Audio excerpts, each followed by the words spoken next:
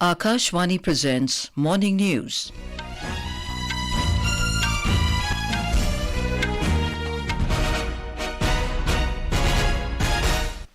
Good morning, I'm Anuja Kumar. The headlines. Prime Minister Narendra Modi to address World Climate Action Summit at COP28 in Dubai today. Centre approves reconstruction plan worth over 1,600 crore rupees for Joshimath in Uttarakhand. Vice President Jagdeep Dhankhar to inaugurate 5th Global Ayurveda Festival at Thiruvananthapuram in Kerala today. IMD predicts rain in Madhya Pradesh and Maharashtra during next 2 days. In cricket, India to take on Australia in 4th T20 International of the 5-match series in Raipur today. And in badminton, Indian men's singles shuttler Priyanshu Rajawat and women's doubles pair of Treesa and Gayatri Gopichand enter quarterfinals of Syed Modi India International tournament in Lucknow. And now the news in detail. Prime Minister Narendra Modi will address the World Climate Action Summit at COP28 in Dubai today. The event will not only provide a platform to discuss critical climate issues, but will also witness the Prime Minister's participation in discussions related to climate finance, the Green Credit Initiative, and lead IT on the sidelines of COP28. Mr. Modi arrived in Dubai last night on a 2-day visit to the United Arab Emirates to attend the World Climate Action Summit.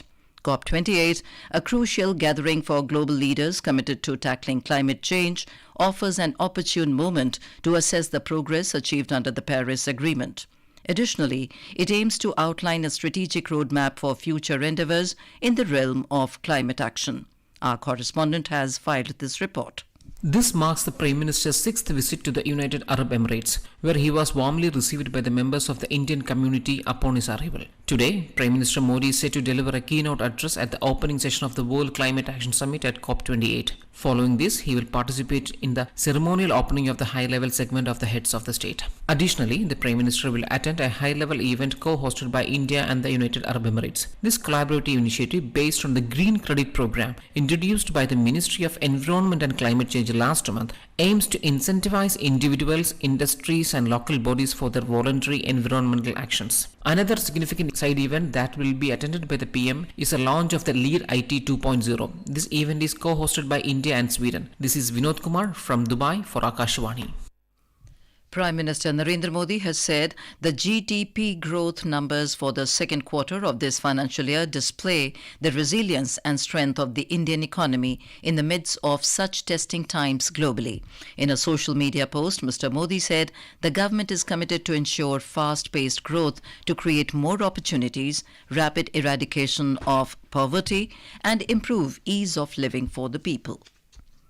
The Centre has approved the recovery and reconstruction plan of over 1,658 crore rupees for Joshimath, which was affected by landslide and ground subsidence early this year.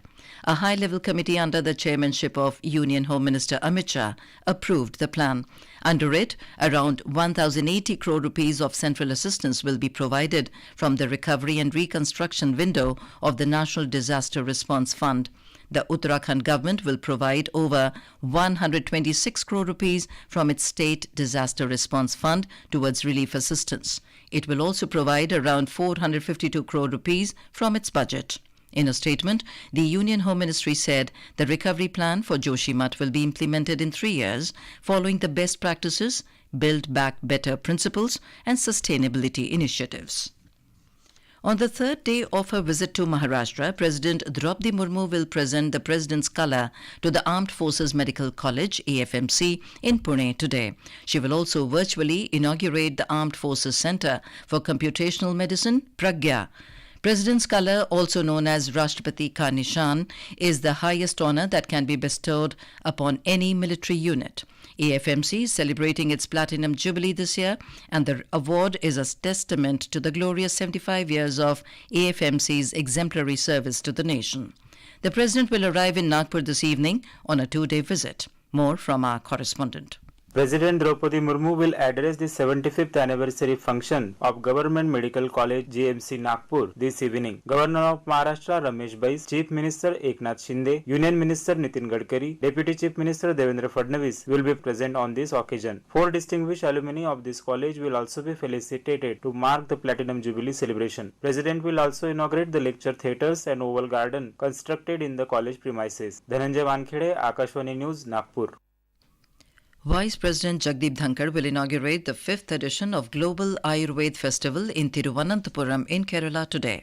The Global Ayurveda Festival 2023 would be held in the state capital of Kerala from December 1 to 5 with the theme Emerging Challenges in Healthcare and a Resurgent Ayurveda. The largest ever conclave on Ayurveda will witness the gathering of international practitioners of alternative medicine, researchers, policymakers, and industry leaders to explore its impact in healthcare. The conclave will be attended by Kerala Governor Arif Mohammed Khan, Chief Minister Pinarayi Vijayan, Union Ayush Minister Sarbanand Sonowal, Union Minister of Animal Husbandry Parshottam Rupala, Union Minister of State and Global Ayurveda Festival Organizing Committee Chairman V. Muralidharan, and President of the Republic of Mauritius Prithvi Raj Singh Rupan, Sisira Jaikodi, Minister of State for Indigenous Medicine of Sri Lanka, among others. Delegations from over 70 countries will be present at the event, which underlines the growing recognition of Ayurveda's relevance in addressing global health concerns. Union Minister of State for Personnel, Public Grievances and Pensions, Dr. Jitendra Singh, has said that Viksit Bharat Sankalp Yatra testifies Prime Minister Narendra Modi's people-centric work culture. Dr. Singh said this while addressing a Viksit Bharat Sankalp Yatra program in New Delhi.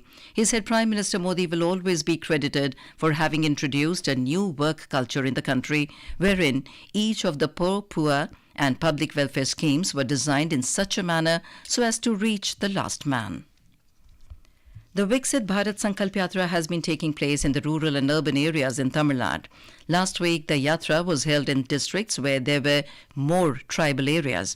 Union Ministers Hardeep Singh Puri, Rameshwar Teli, Dr. L. Murugan and Minister Pratima Bhaumik attended the Yatra in Chengalpet, Coimbatore and Trichy, respectively. The ministers interacted with the beneficiaries and the officials. In the forthcoming days, the Yatra will be held in the remaining districts. A report from our correspondent. The Yatra will be held in select localities in Tiruvannamalai, Salem, Ariyalur, Tirunelveli, Madurai, Tiruchirappalli, Dindigul and Dharmapuri districts today. People who visited the Yatra vans earlier expressed their eagerness to know more about the schemes of the government, and many of them registered themselves as beneficiaries. In Dharmapuri, the women who attended the program enrolled themselves for the subsidized LPG scheme. My name is Vinita from Chinnatarangam, Dharmapuri district. I learned about the Prime Minister's Ujjwala scheme. Earlier, I used to cook using dried woods. It took time for me to cook for children as they had to go to school. Now it is very beneficial for me to cook using the subsidized LPG cylinder. With inputs from PTCs, Joy, Akashvani, Chennai.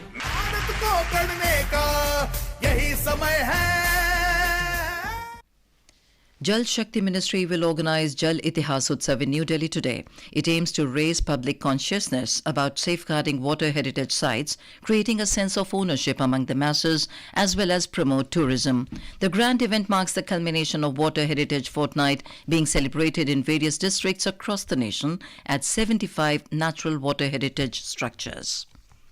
This is Akashvani giving you the news. For quick news updates round the clock, follow us on our Twitter handle at AIR News Alerts. Union Electronic and IT Minister Ashwini Vaishnaw inaugurated a new factory of Dixon Technology in Noida, Uttar Pradesh, to boost the local smartphone ecosystem. Addressing the gathering, Mr. Vaishnaw said Dixon's new manufacturing facility will create 5,000 jobs. He added that the production-linked incentive scheme of the government has led to the creation of 5 lakh incremental jobs in the mobile phone industry across the country. The India Meteorological Department, or IMD, has predicted a wet spell with thunderstorm activity over Madhya Pradesh and Maharashtra during the next 2 days. It has also predicted isolated heavy rainfall over coastal Tamil Nadu, Puducherry and Karaikal and Kerala today.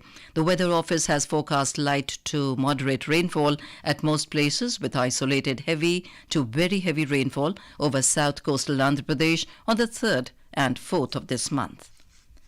World AIDS Day is being observed today. The day provides an opportunity for people worldwide to unite in the fight against human immunodeficiency virus, HIV, and to show support for those living with HIV. The theme for World AIDS Day this year is Let Communities Lead. It is dedicated to raise awareness, educate, and improve the understanding of HIV as a global public health problem. Coinciding with the Nagaland Statehood Day celebrations, the 24th edition of the Hornbill Festival 2023, the Festival of Festivals, will kick-start at the Naga Heritage Village, Kisama, from today. The United States of America, Germany and Colombia are the country partners, and Assam as the partner state for this year's edition. The opening ceremony of the 10-day festival will start at 4 p.m. at Kisama. Everybody, come on, get up, it's time to raise the roof. You gotta play the host. Here comes the week-long affair. On to some sports news now. Indian men's singles shuttler Priyanshu Rajawat and women's doubles pair of Treesa and Gayatri Gopichand entered the quarterfinals of the Syed Modi India International tournament in Lucknow yesterday. Reigning Orleans Masters champion Priyanshu won the second round game after compatriot Satish Kumar Karunakaran had to retire, trailing 18-21, 6-11. The world number 31 Indian will now clash against Indonesian qualifier Alvi Farhan in the final 8 stage. The tournament, which kicked off on Tuesday at Babu Banarsi Das Indoor Stadium in Lucknow, will culminate on the 3rd of December. In hockey, India suffered a 3-4 defeat against Germany in the second match of the A5H Women's Junior World Cup at Santiago, Chile. Anu, Ropni Kumari and Khan Mumtaz each scored 1 goal for India, while Laura Pluth netted 2 goals for Germany, and Sophia Schwab and Caroline Seidel each contributed 1 goal for the German team. The Board of Control for Cricket in India, BCCI, has announced the squad for the Indian cricket team's tour of South Africa beginning December 10. Rohit Sharma will lead Team India in the Test series in the upcoming tour, while KL Rahul will take over the captaincy reins during the ODI leg of the tour. Surya Kumar Yadav will lead the T20 International side. The Indian cricket team is set to tour South Africa this month for 3 T20 Internationals and 3 ODIs, followed by a 2-match Test series. The Men's Selections Committee met in New Delhi yesterday to pick Team India's squad for the South Africa tour. India and Australia will lock horns today in the 4th T20 International of the 5-match series at Shahid Veer Narayan Singh International Stadium in Raipur. The match will start at 7 p.m. Indian time. And now, for a look at today's newspapers, it's over to Anita Anand. Thank you, Anuja. The dailies and exit polls of the Assembly election suggest Sunday cliffhangers across 5 states. BJP to retain MP, Congress Chhattisgarh, writes the Pioneer. BJP ahead in Rajasthan, notes the Asian Age. 97 more Tejas, 155 copters, MOD's nod to over 2 lakh crore rupee buy list, with 98% equipment to be sourced locally, cites the Tribune. The Economic Times headlines states, surprise boost, economy grows 7.6% in Q2, beating estimates. Paving way for dual degree system for students. Now one can pursue one full-time, one distance course at DU, writes the Times of India. The Indian Express reports about the government's plan to set up Nav Bharat Udyan near Purana Kila as part of Central Vista in the national capital. The headline says work on 30-acre garden museum space along Yamuna to kick off soon. And finally, Hindustan Time notes Singapore and Zurich surpassing New York to become the world's most expensive cities to live in this year. And with that, it's back to you, Anuja. Thank you, Anita. And now, before we end the bulletin, the headlines once again. Prime Minister Narendra Modi to address World Climate Action Summit at COP28 in Dubai today. Centre approves reconstruction plan worth over 1,600 crore rupees for Joshimath in Uttarakhand. Vice President Jagdeep Dhankhar to inaugurate 5th Global Ayurveda Festival at Thiruvananthapuram in Kerala today. IMD predicts rain in Madhya Pradesh and Maharashtra during next 2 days. In cricket, India to take on Australia in 4th T20 International of the 5-match series in Raipur today. And in badminton, Indian men's singles shuttler Priyanshu Rajawat and women's doubles pair of Treesa and Gayatri Gopichand enter quarter-finals of Syed Modi India International Tournament in Lucknow. And with that, we end the morning news. Have a nice day. Akashvani से पेश है खबरनामा।